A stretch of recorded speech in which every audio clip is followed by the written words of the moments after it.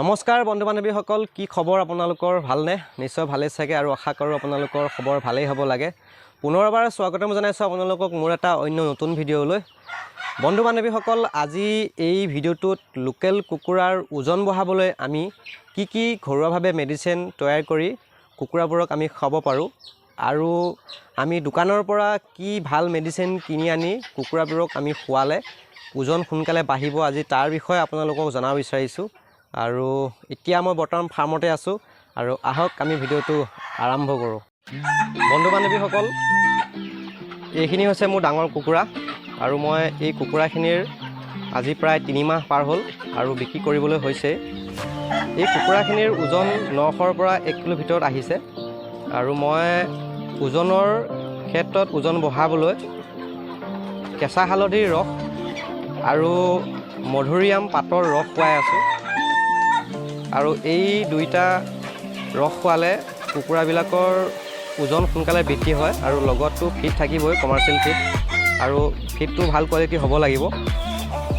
এয়া চাওক মোৰ কুকুৰাখিনি কি সুন্দৰ এটা গ্ৰ'থ আহি আছে আৰু প্ৰায় 901 কিলো এভাৰেজ আহিব লাগে। এইখিনি দেখিছে বন্ধু বান্ধৱীসকল, বিশেষকৈ খাদ্যটো ভাল হ'ব লাগিব। খাদ্য ভাল হোৱাৰ লগতে আপোনাৰ ঘৰুৱাভাৱে যদি আপোনালোকে মধুৰিআম পাতৰ ৰসটো খুৱায়, সেই ৰসৰ ফলত কি হয়, কুকুৰাবিলাকৰ যিটো হজম শক্তিটো বাঢ়ি যায়, ডাইজেষ্টটো ভালকৈও হয় আৰু ভালকৈ হ'লে লেট্ৰিনটো ক্লিয়াৰ হ'ব। আপোনালোকক মই লেট্ৰিনটো দেখুৱাম। এয়া চাওক, লেট্ৰিনটো এনেকুৱা ধৰণৰ হ'ব লাগিব। এয়া দেখিছে অলপমান বগা জাচ এটা আছে, বগা অলপমান দেখিছে আপোনালোকে, কিন্তু ক'লা টাইপৰ হ'ব। আৰু এয়া চাওক লেট্ৰিন দেখুৱাইছোঁ মই আপোনালোকক। আৰু এনেকুৱা ধৰণৰ লেট্ৰিন যদি হৈ যায়, আপোনালোকে 100% চিয়'ৰ থাকিব যে আপোনালোকৰ কুকুৰাখিনিৰ বেমাৰ আজাৰ নাথাকে আৰু সুন্দৰ এটা ৱেট আহি থাকিব। এয়া দেখিছে। আৰু কেঁচা হালধিৰ ৰসে কি হয়, ওজনটো বৃদ্ধিটো হয়, লগতে এণ্টিবায়'টিকৰ কাম কৰি থাকে আৰু ৰোগ প্ৰতিৰোধ ক্ষমতাটো বাঢ়ি থাকে। তেতিয়া পটককৈ মানে বেমাৰ আজাৰে এটেক কৰিব নোৱাৰে আৰু তাৰ ফলত কুকুৰাবিলাক সুস্থ হৈ থাকিব আৰু খাদ্যবিলাক খাই থাকিলে ওজনটো আহি থাকিব। এতিয়া মানে ফাৰ্মাৰবিলাকৰ এটা ভাল লাভালাভ এটা হয়। আৰু মই মোৰ কুকুৰাবিলাকৰ লেট্ৰিনটো দেখুৱাই আছোঁ আপোনালোকক। এয়া চাওক, এয়া দেখিছে লেট্ৰিনটো, এয়া লেট্ৰিন আৰু এয়া দেখিছে, দেখুৱাই আছোঁ আপোনালোকক। এয়া চাওক,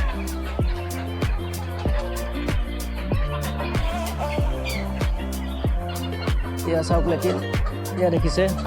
এনেকুৱা ধৰণৰ যদি লেট্ৰিন হৈ যায়, আপোনালোকৰ মানে ৱেটটো সুন্দৰভাৱে আহিব। আৰু যেতিয়া মধুৰিআম পাতৰ ৰসটো খুৱাই দিয়া যায়, তেতিয়া কি হয়, কুকুৰাবিলাকৰ পেট ক্লিয়াৰ থাকে আৰু পেট ক্লিয়াৰ থাকিলে সিহঁতে খাদ্য ভালকৈ খাব। ভালকৈ খালে আপোনাৰ ওজনো আহিব। আৰু এটা মই লক্ষ্য কৰিছোঁ, মধুৰিআম পাতৰ যেতিয়া ৰস খুওৱা যায়, খোৱালে কি হয়, আপোনাৰ কুকুৰাবিলাকৰ যেতিয়া পেলু হয়, পেলুৰ ফলতো কুকুৰাবিলাকৰ ওজন নলয়।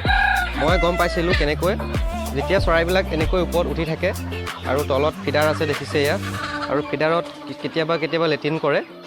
এয়া দেখিছে, লেট্ৰিন কৰাৰ ফলত মানে তাত কিছুমান মানে পেলুবিলাক মৰি পেলাই লেট্ৰিনৰ লগত ওলাই আহে আৰু তাত দেখা পাওঁ মই। এতিয়া মই বুজিছোঁ যে নিশ্চয় মধুৰিআম পাতৰ যেতিয়া ৰস খুৱাই দিয়া যায়, নিশ্চয় পেলুবিলাকো মৰি যায়। আৰু পেলু যেতিয়া মৰি যায়, তেতিয়া আপোনাৰ কুকুৰাবিলাকৰ ৱেটটো আহে। কাৰণ যেতিয়া কুকুৰাবিলাকৰ দেহত পেলুৱে বাঁহা ল'ব, পেলুৱে বাঁহা ল'লে সেই কুকুৰাটো কোনো কাৰণত ওজন নাহে। আৰু যদিহে আপোনাৰ কুকুৰাবোৰে মিঠৈ নিচিনা বা ফেন এনেকুৱা ধৰণৰ যদি লেট্ৰিন কৰি থাকে, ডাঙৰ কুকুৰায়ো, তেতিয়া আপোনালোকে বুজিব যে আপোনাৰ কুকুৰাবিলাকে নিশ্চয় ৱেটটো বহুত কমকৈ লৈ আছে। যদিহে এনেকৈ ক'লা টাইপৰ অলপমান জাষ্ট বগা টাইপৰ লেট্ৰিন কৰে, তেতিয়া আপোনালোকে 100% চিয়'ৰ হ'ব যে আপোনালোকৰ কুকুৰাখিনিয়ে নিশ্চয় ৱেটটো অলপ ভালকৈ লৈ আছে। আৰু এইখিনি হৈছে মোৰ সৰু কুকুৰা পোৱালি, এইখিনি চাওক। আৰু এই কুকুৰাখিনিৰ পোৱালিখিনিৰ বয়স আজি আপোনাৰ 1 মাহ 20 দিন আৰু 1 মাহ 10 দিন হৈছে। মই আপোনালোকক ভালকৈ দেখুৱাইছোঁ। এয়া চাওক, এইটো পোৱালি প্ৰায় 1 মাহ 20 দিন হৈছে, প্ৰায় আপোনাৰ 600 গ্ৰাম, আধা কেজি এনেকুৱা হৈ যাব। আৰু কিছুমান সৰু সৰু পোৱালি আছে দেখিছে আপোনালোকে, এইটো কুকুৰা পোৱালি সৰু সৰু এইকেইটা দেখিছে, সেইকেইটা হৈছে আপোনাৰ 1 মাহ 10 দিন আৰু 10 দিনৰ ইফাল সিফাল মানে ডিষ্টেঞ্চটো আছে আৰু গ্ৰ'থটো ভালেই আহি আছে। মই এই কেঁচা হালধিৰ ৰস আৰু মধুৰিআমৰ পাতৰ যিটো ৰস খুৱাওঁ, এই খোৱাৰ ফলত লেটিনটো ঠিকে থাকে আৰু ডাইজেশ্যনটো ভালকৈ হৈ থাকে, তাৰ ফলত খাদ্যও খাই থাকে, ওজনো বঢ়িয়াকৈ আহি থাকে। আৰু যদিহে আপোনালোকৰ একো ধৰণৰ বেমাৰ আজাৰ নহয়, বিশেষকৈ যদি CID বা আপোনাৰ ডায়েৰিয়া এনেকুৱা ধৰণৰ যদি নহয়, তেনেহ'লে আপোনালোকৰ পোৱালিখিনিৰ সুন্দৰ গ্ৰ'থ এটা আহিব। আৰু এনেকৈ যদি আপোনালোকে কেঁচা হালধিৰ ৰস সপ্তাহত আপোনালোকে 4 দিন ব্যৱহাৰ কৰিবই আৰু তাৰ লগত আপোনালোকে মধুৰিআম পাতৰ ৰসো ব্যৱহাৰ কৰিব। আৰু এটা কথা লক্ষ্য কৰিব, আপোনালোকে যদি প্ৰথমতে আপোনালোকে বেছিকৈ দিয়ে, বেছিকৈ যদি ৰসটো বেছিকৈ ঢালি দিয়ে, তেনেহ'লে সেই পানীৰ সোৱাদটো বেলেগ হ'ব, খাব নিবিচাৰিব। আপোনালোকে প্ৰথম অৱস্থাত অলপমান কমাই দিব আৰু তাৰপিছত পিছলৈ আপোনালোকে অলপমান এটা আইডিয়া কৰি অলপমান সৰহকৈ দিলেও একো প্ৰব্লেম নহয়, যদিহে পানীখিনি কুকুৰাখিনিয়ে খায় তেনেকৈ দি থাকিব। আৰু ইয়াৰ পিছত মই আপোনালোকক ক'ম যে আপোনালোকে তথাপিও দোকানৰ পৰা কিনা মেডিচিন ব্যৱহাৰ কৰিব পাৰিব, কিন্তু কি মেডিচিন ব্যৱহাৰ কৰিব মই আপোনালোকক দেখুৱাম। এয়া চাওক, মোৰ গোটেই মেডিচিনখিনি ইয়াতে আছে, মই কি মেডিচিন ব্যৱহাৰ কৰিছোঁ। আৰু মই বিশেষকৈ এতিয়া আপোনালোকক জনাম যে ওজনৰ কাৰণে কি মেডিচিন ব্যৱহাৰ কৰি আছোঁ। মই প্ৰথম ব্যৱহাৰ কৰি আছোঁ এইটো কেঁচা হালধিৰ ৰস আৰু মধুৰিআম পাতৰ ৰসৰ লগতো মই তাৰ বাদেও মই এইটো ব্যৱহাৰ কৰি আছোঁ। এইটো হৈছে গ্ৰ'ভিট, এইটো এটা ভাল। তাৰ আগৰ বেষ্টত মই ব্যৱহাৰ কৰিছিলোঁ এই গ্ৰ'ভিটটো, মই ভাল ৰিজাল্ট পাইছিলোঁ। আৰু তাৰপিছত মই এইবাৰ ব্যৱহাৰ কৰি আছোঁ হাইগ্ৰ'। এইটো চাওক, এইটো আপোনাৰ চেম্পুলৰ মাল হয়, মই দেখাই দিছোঁ আপোনালোকক।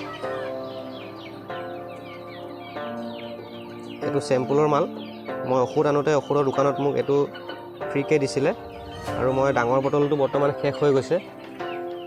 আপোনালোকে এনেকুৱা ধৰণৰ মেডিচিন ব্যৱহাৰ কৰিব আৰু ঘৰুৱা হিচাপে কেঁচা হালধিৰ ৰস আৰু মধুৰিআম পাতৰ ৰস ব্যৱহাৰ কৰিব, নিশ্চয় আপোনালোকৰ কুকুৰাখিনি ওজন আহিব। আৰু পাৰিলে আপোনালোকে মাজে সময়ে মাল্টিষ্টাৰটো ব্যৱহাৰ কৰিব, এইটোত বহুত ধৰণৰ ভিটামিন থাকে, মাল্টিষ্টাৰ এইটো ব্যৱহাৰ কৰিব। আপোনালোকৰ কুকুৰাখিনি নিশ্চয় ওজনটো ভালে আহিব আৰু মই বৰ্তমান ভালে পাই আছোঁ ৰিজাল্ট। আৰু মোৰ যি ডাঙৰ কুকুৰাখিনি আছিলে এইখিনি মই আৰু প্ৰায় 6-7 দিনৰ পিছত বিকিম আৰু সেই কুকুৰাখিনি কিমান আহিছে এভাৰেজ ওজন, কিমান দিনত কিমান আহিল ওজন, মই আপোনালোকক সবিশেষ এটা ভিডিঅ' বনাই দেখুৱাম। ত' আজিলৈ ইমানতে সামৰিলোঁ, বাই বাই, জয় অসম।